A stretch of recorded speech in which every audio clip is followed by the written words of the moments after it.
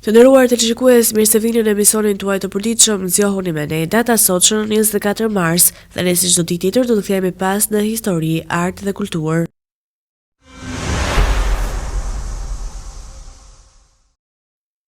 Do të vëmë ngjarje të rëndësishme të datës 24 mars dhe do të kthehemi në vitin 1882 kur Robert Koch, një nga biologët më të njohur të kohës, shpalli zburimin e bakterisë që shkaktonte tuberkulozin. Ky ishte një hap i madh në fushën e mjekësisë dhe hapi rrugën për një trajtim dhe parandalim të kësaj sëmundje. Por në këtë datë, por më vonë, në vitin 1917, Shtetet e Bashkuara të Amerikës shpallan luftë kundër Gjermanisë gjatë luftës së parë botërore, duke i dhënë fund politikës së tyre të neutralitetit dhe duke hyrë aktivisht në luftë. Në vitin 1958, Elvis Presley, mbreti i rockut, nënshkroi kontratën për t'u rekrutuar në ushtrinë amerikane, duke lënë përkohësisht karrierën e tij muzikore. Ky moment ishte i rëndësishëm pasi Elvis ishte një ikonë e popkulturës dhe ky hap krijoi një periudhë të re në jetën e tij, si dhe ndikoi në publikun e gjerë. Më pas, në vitin 1990, shkencëtarët britanik njoftuan një zburim të rëndësishëm për të ardhmen e bujqësisë dhe energjisë. Ata shpallan një mënyrë për të përmirësuar rendimentin e fotosintezës, që mund të ndihmonte në rritjen e prodhimit të ushqimit. Një ngjarje tjetër e rëndësishme ndodhi në vitin 1999, kur NATO nisi bombardimet e Kosovës si pjesë e operacionit Allied Force, një veprim që shënoi përfshirjen e drejtpërdrejtë e Aleancës Atlantike në luftën e Kosovës. –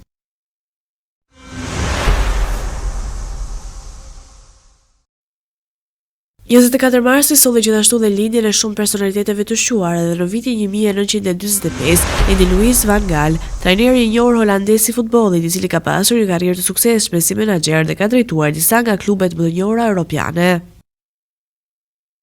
Po ashtu, në vitin 1957 lindi A.R. Rahman, kompozitori indian që shpërtheu në botën e muzikës me kompozimet e tij që shuhen për ndjeshmëri dhe cilësi. Në vitin 1961 lindi Peyton Manning, një nga lojtarët më të mëdhenj të NFL, e njohur për karrierën e tij të shkëlqyer si quarterback dhe për ndikimin e tij në sportin e futbollit amerikan. Po ashtu në vitin 1974 lindi aktoria dhe aktivista Ashley Judd, e cila bëri emër në kineman amerikane dhe angazhohet gjithashtu për të drejtat e grave. Në vitin 1982 lindi Curtis Granderson, një nga lojtarët më të shuar të bejsbollit amerikan, i njohur për kontributin e tij në fushën e sporteve.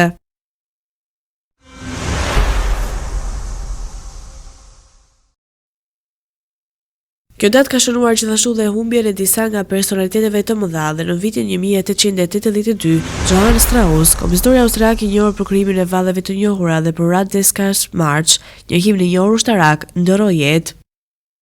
Po kështu në vitin 1916 vdiq Adele Blaubauer, e njohur për portretin e saj të famshëm të pikturuar nga Gustav Klimt.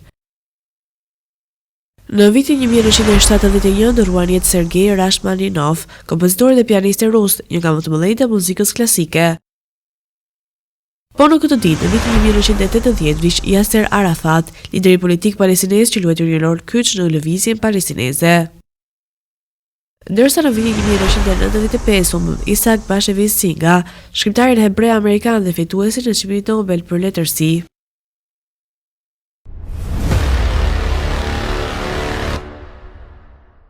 Tani ju flet të ndiqni rubrikën Edhe shëndeti. Ligoni është një bimë e egër dhe lind spontanisht në male, por mund të kultivohet dhe në vazo. Emri shkencor vjen nga fjala greke oros, malsor dhe ganos, shkëlqim. Vetit dhe përfitimet e rigonit. Rigoni ka veti të pamohueshme medicinale që përmbahen në majat e lëzuara të tij.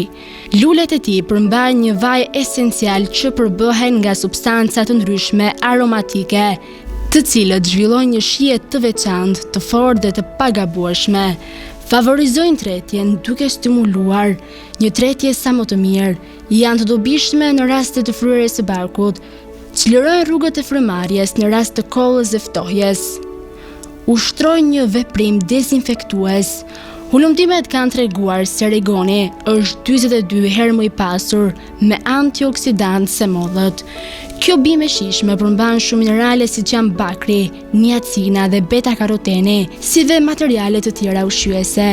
Rigoni, sikurse dhe rozmarina dhe bërziloku, përmban të ashtëquajturin acid rozmarik. Ky antioksidanti fort ndihmon në parandalimin e dëmtimit të qelizave të shkaktuara nga radikalet e lira, me çka reduktohet rreziku nga kanceri, sëmundjet e zemrës, arterioskleroza dhe plakja e hershme. Meqense e karakterizon efekti kundër inflamator, acidi paraqet trajtim efikas për astmën alergjike. Rigoni është gjithashtu i pasur me veçori antibakteriale duke përfshirë vajin timol dhe karkavol. Ulëmtimet kanë treguar se këto dy komplekse ndalin rritjen e shumë llojeve të baktereve. Rigoni është efektiv në akte tek artriti, sëmundjet kancerogjene, gjendja inflamatore dhe mutacionet e qelizave, nxitretjen dhe funksionimin e mbulqisë së stomakut, si dhe në mënyrë të suksesshme aplikohet te inflamacioni akut dhe kronik i sinuseve, virozat, gripi dhe ftohja, por dhe te dhimbja e kokës kronike. Ndihmon për të lehtësuar hiqjen e sekrecioneve dhe mukozës.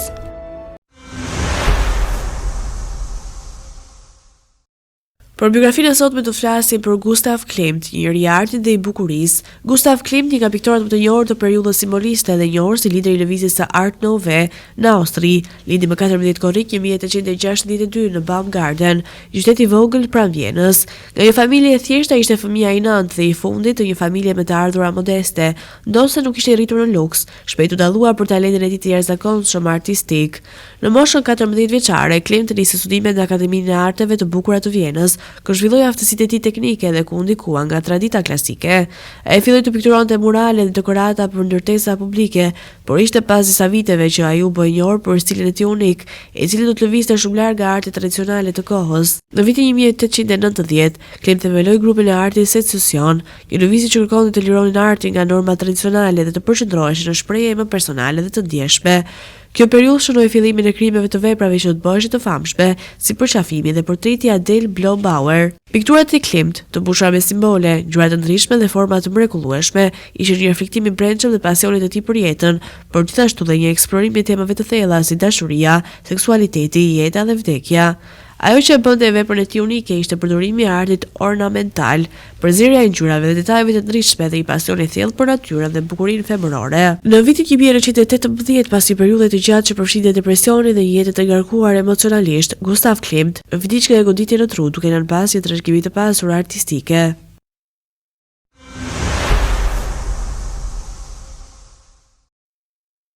Do të vijmë në rubrikën kuriozitete dhe sot të flasim për një kuriozitet mbi ekologjinë, mbrojtja e bimëve nga natyra. Bimët, ndryshe nga kafshët që mund të ikin ose të luftojnë për të mbrojtur, kanë zhvilluar një sër mekanizmash të jashtëzakonshme për të mbrojtur nga kërcënimet e jashtme, veçanërisht nga kafshët dhe insektet që mund t'i dëmtojnë ose t'i hanë ato. Për më tepër, këto mekanizma natyrore janë shpesh shumë të sofistikuara dhe të veçantë për secilën lloj bime. Një strategji më të zakonshme që përdorin bimët për të mbrojtur veten janë substancat kimike që mund të ndihmojnë për të larguar insektet dhe kafshët që përpiqen t'i hanë ato. Kjo mund të përfshijë substanca të hidhura, që bëjnë që ndjenja e shijes mund të jetë e pakëndshme për kafshët, ose përmbajtje kimikate që janë toksike për ato. Për shembull, kastravecët dhe lakrat përmbajnë substanca që kur kafshët i konsumojnë, mund të shkaktojnë dëme të ndryshme si ilmim ose tretje të vështirë. Një shembull tjetër i mrekullueshëm është përdorimi i feromeneve, një lloj kimikati që disa bimë lëshojnë në ajër për të sinjalizuar kafshët që t'i shmangin ato. Një nga këto raste është përdorimi i substancës së hidhur nga disa bimë të familjes Solanaceae, si tomatet dhe patatet, të cilët kanë zhvilluar kimikate që bëjnë që insektet i shmangin ato duke i mbrojtur nga dëmtimi. Një aspekt tjetër interesant është se disa bimë përdorin stimulimin e dritës dhe ngjyrës për të tërhequr insektet që ndihmojnë në polenizimin e tyre, por gjithashtu kanë mekanizma për të larguar insektet që mund të bëhen të dëmshme. Për shembull, disa lloje të kikirikëve përdorin ngjyra dhe lëngje të veçanta që i bëjnë ato të tërheqin insektet që ndihmojnë në përhapjen e polenit, ndërsa mbrohen nga lloje të tjera që mund të shkaktojnë dëme.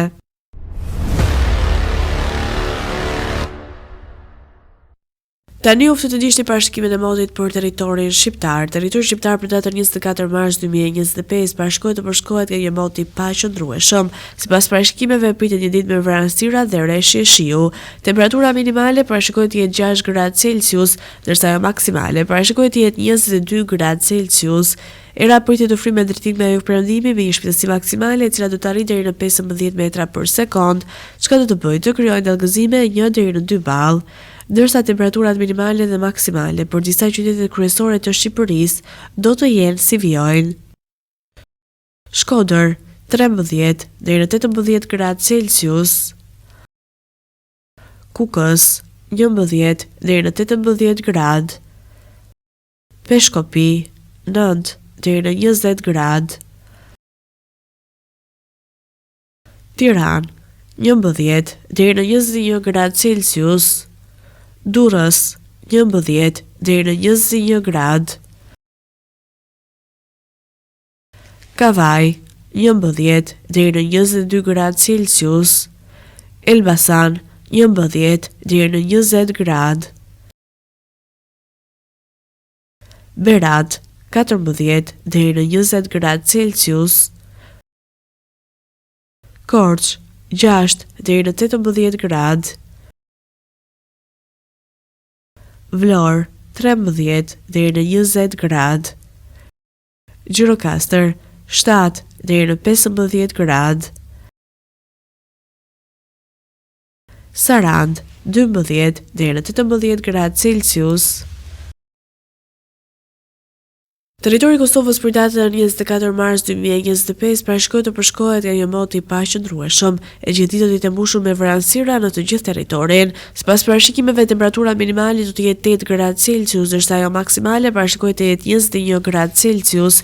Era do të fryjë kryesisht nga juglindja me një shpejtësi maksimale e cila do të arrijë deri në 14 metra për sekond, ndërsa temperaturat minimale dhe maksimale të parashikuara për disa nga qytetet kryesore të Kosovës do të jenë si vijojnë: Mitrovica, 10 deri në 18 gradë Celsius.